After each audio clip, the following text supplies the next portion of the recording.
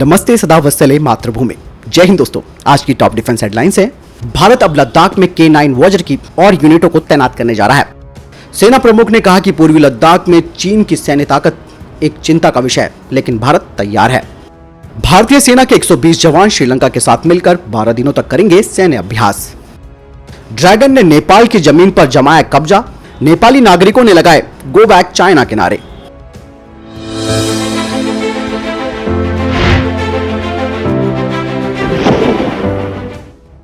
पहली update F-21 fighter jet को लेकर आ रही है। दरअसल अमेरिका ऐसा लगता है कि F-21 को बेचकर ही छोड़ेगा, जिस तरीके से वो लगातार भारत को इस F-21 को चेपने पे लगा हुआ है। दरअसल दोस्तों, लॉकहीड मार्टिन अब एक नया ऑफर भारत को दे रहा है। दरअसल लॉकहीड मार्टिन कह रहा है कि हमारा जो F-21 फाइटर जेट है उसमें 5th जनरेशन का आईसा रडार लगा हुआ है और ये भारतीय वायुसेना के लिए बेहद कारगर फाइटर जेट है। यही नहीं, लॉकहीड मार्टिन के चीफ एग्जीक्यूटिव ने बताया कि F-21 में ट्रिपल मिसाइल लॉन्चर एडेप्टर है, जिसकी वजह से ये 10 एयर टू एयर वेपन्स को लोड करने में सक्षम है और ये अपनी ऑपरेशनल क्षमताओं में भारत के राफेल और तेजस के साथ मिलकर एक कॉम्प्लीमेंट हो सकता है। इसके अलावा लॉकहीड मार्टिन ने ये भी कहा कि वो मेक इन इंडिया इनिशिएट के तहत भारत के साथ इस डील को करने के लिए तैयार है। इसके अलावा एक और ऑफर लॉकहीड मार्टिन की तरफ से भारत को दिया गया है, जिसके तहत F-21 का मेंटेनेंस, रिपेयर और ओवरहॉल यानी कि MRO फैसिलिटी भी भारत में लगाई जाएगी अगर भारत 114 MRFA कॉन्ट्रैक्ट के तहत F-21 फाइटर जेट को फाइनल कर लेता है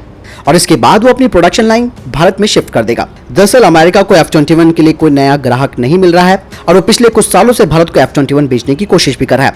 इससे पहले लॉकहीड मार्टिन के जो चीफ एग्जीक्यूटिव विवेक लाल थे, उन्होंने भी बहुत कोशिश की इस फाइटर जेट को बेचने की भारत के साथ, लेकिन भारत ने इसे डिनाई कर दिया क्योंकि भारत ऑलरेडी अपने प्रोजेक्ट्स पर काम कर रहा है और भारत अपने 114 MRFA डील के तहत कोई और फाइटर जेट जरूर ले लेगा, लेकिन F-21 को कभी नहीं लेगा। आपको क्या लगता है? कमेंट सेक्शन में लिखकर जरूर बताएं।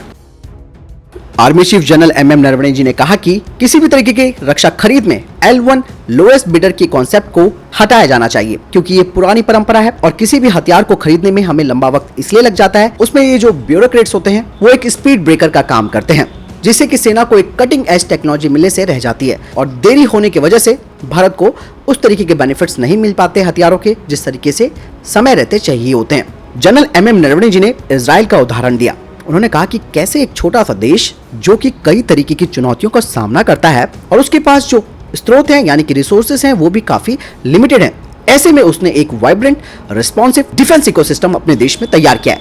दोस्तों, हमें जनरल MM नरवणे जी की बातों से पूरी तरह से सहमत होना चाहिए, क्योंकि ऑब्वियसली बात है, उन्होंने बहुत अच्छा कहा कि ब्यूरोक्रेट्स जो हैं वो स्पीड ब्रेक का काम करते हैं, क्योंकि वो डिफेंस सेक्टर से बिलोंग करते नहीं और केवल मीटिंग्स और फाइल इधर से उधर घुमाते रहते हैं। ऐसे में समस्या कहाँ आती है?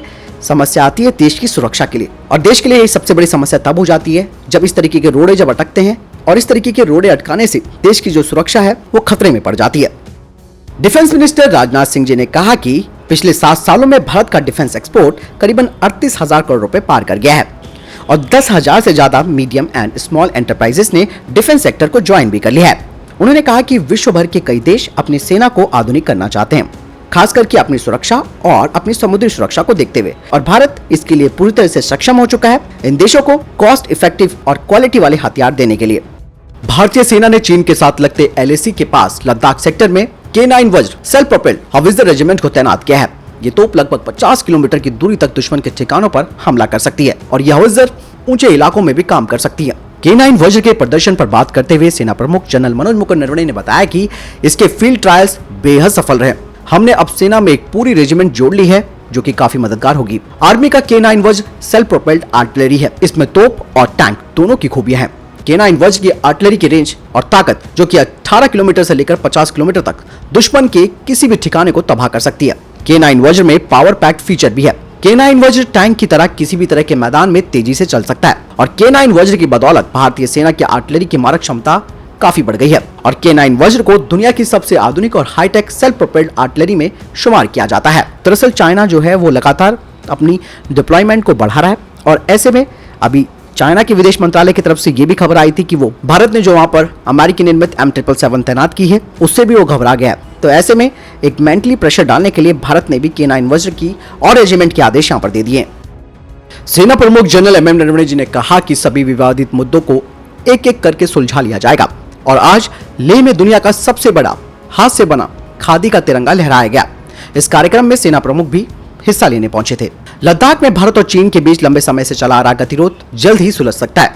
सेना प्रमुख जनरल MM नरवणे जी को उम्मीद है कि इस महीने दोनों देश किसी समाधान पर जरूर पहुंचेंगे। साथ ही उन्होंने कहा कि पिछले 6 महीने से सीमा पर जो हालात हैं वो काफी सामान्य हैं और 13वें दौर की मीटिंग जल्द ही होने वाली है ताकि इस गतिरोध को खत्म किया जा सके। सेना प्रमुख ने बताया कि पूर्वी लद्दाख और हमारी ईस्टर्न कमांड के पास उत्तरी फ्रंट पर भारी संख्या में चीनी सैनिक तैनात हैं। आगे उन्होंने बताया कि सीमा पर चीनी सैनिकों की बढ़ती तैनातगी निश्चित तौर पर हमारे लिए एक चिंता का विषय है। हम हर गतिविधि पर लगातार नजर बनाए हुए हैं। उन्होंने बताया कि हमें मिल रहे इनपुट्स के आधार पर हम भी उसी की तुलना में इंफ्रास्ट्रक्चर और जवानों की तैनाती कर रहे हैं, जिसे कि दोस्तों मिरर डिप्लॉयमेंट कहा जाता है।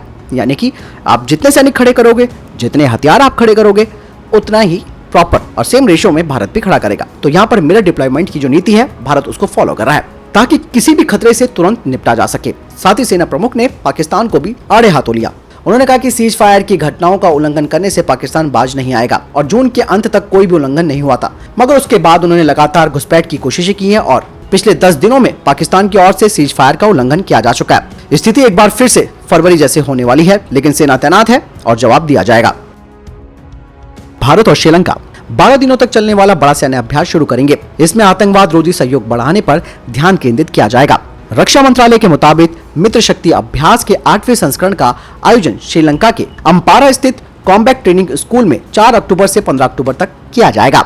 रक्षा मंत्रालय ने बताया कि इस अभ्यास का उद्देश्य दोनों देशों की सेनाओं के बीच करीबी संबंध और आतंकवादी रोधी अभियानों में बेहतर प्रक्रियाओं को साझा करना है। इसके लिए भारतीय सेना के 120 जवानों की सशस्त्र टुकड़ी श्रीलंका पहुंचेगी इस अभ्यास में भाग लेने के लिए। सीडीएस जनरल विपिन रावत ने अमेरिकी रक्षा मंत्री लॉयड ऑस्टिन के साथ मुलाकात की है। इस दौरान दोनों ने क्षेत्रीय साझेदारों के साथ बहुपक्षीय रक्षा सहयोग के विस्तार पर विचार विमर्श किया। अमेरिकी रक्षा मंत्रालय के प्रवक्ता जॉन कार्बी ने बताया कि इस मुलाकात के दौरान ऑस्टिन ने भारतीय सेनाओं के सहयोग संबंधी अपने देश की प्रतिबद्धता को जाहिर किया। साथ ही उन्होंने कहा कि हम लोग मिलकर साझा अभियान किया करेंगे। इसके अलावा अमेरिका की तरफ से बताया जा रहा है कि दोनों देशों के बीच सैन्य सहयोग को बढ़ाने के मुद्दों पर चर्चा के दौरान जनरल विपिन रावत और ऑस्टिन ने नए रक्षा क्षेत्र जैसे कि अंतरिक्ष, साइबर और उभरती हुई टेक्नोलॉजी को प्राथमिकता देने पर विचार किया है। अमेरिका ने कहा कि यह ऐतिहासिक बैठक अमेरिका और भारत की प्रमुख रक्षा साझेदारी की टिकाऊ क्षमता को रेखांकित करती है, क्योंकि दोनों देश स्वतंत्र और मुक्त हिंद प्रशांत क्षेत्र को बनाए रखने के लिए समान विचारधारा वाले साझेदारों के साथ मिलकर काम करते हैं। अफगानिस्तान की सत्ता पर तालिबान के आने के बाद दिनों दिन हालात खराब होते जा रहे हैं। रूस के विदेश मंत्रालय ने दावा किया है कि सीमा पर तजाकिस्तान और अफगानिस्तान दोनों देशों की ओर से सेनाओं की भारी तैनातगी कर दी गई है। बड़ी संख्या में सैनिकों की तैनातगी से जुड़ी ये घटना तालिबान और तजाकिस्तान के बीच तनाव को बढ़ाता हुआ दर्शाती है। रूस ने कहा कि तालिबान और तजाकिस्तान के नेताओं की ओर से कड़े बयानों के चलते ताजिक अफगान संबंधों में तल्खी बढ़ी है और ये तल्खी केवल बयानों तक सीमित नहीं है। मौजूदा वक्त में दोनों देशों की ओर से साझा सीमा पर भारी संख्या में सैनिकों को तैनात किया गया है। रूस के विदेश मंत्रालय ने कहा कि अकेले सीमावर्ती यानी कि उत्तरी अफगान प्रांत तखर में हजारों विशेष बल के यूनिटों को तैनात किया गया है। आपको बता दें कि तजाकिस्तान के राष्ट्रपति ने अफगानिस्तान पर मानव अधिकारों के हनन का आरोप लगाया है और तालिबान सरकार को मान्यता देने से इनकार कर दिया है। वहीं तालिबान ने इसे घरेलू मामला बताते हुए तजाकिस्तान को दखल नहीं देने को कहा है। चीन ने अब नेपाल की सैकड़ों हेक्टेयर जमीन पर कब्जा जमा लिया है, जिसको लेकर नेपाल में विरोध प्रदर्शन शुरू हो गया है और नेपाल की राजधानी काठमांडू में लोगों ने गो बैक चाइना के नारे लगाए हैं और अब नेपाल में चीन के खिलाफ लोगों का गुस्सा बढ़ता जा रहा है। अब वहां के लोग चाहते हैं कि चीन ने जिस जमीन पर कब्जा किया है उसे वापस लिया जाए। चीन ने नेपाल की करीबन 150 हेक्टेयर जमीन पर कब्जा किया है। नेपाली जमीन पर चीनी कब्जा लिम्पी लपचा से लेकर हुमला जिले के हिल्सा तक हुआ है। हुमला में चीन ने 10 से 11 इमारतों का निर्माण भी कर लिया है। सभी इमारतें नेपाली सीमा के 2 किलोमीटर भीतर बनी हुई हैं। हुमला के मुख्य जिलाधिकारी की तरफ से चीनी कब्जे की जांच भी कराई गई थी। जांच में पाया गया कि नेपाली जमीन पर चीन की इमारतें बनाने की बात बिल्कुल सही है। इसके बाद से नेपाल में विरोध प्रदर्शन शुरू हो गया।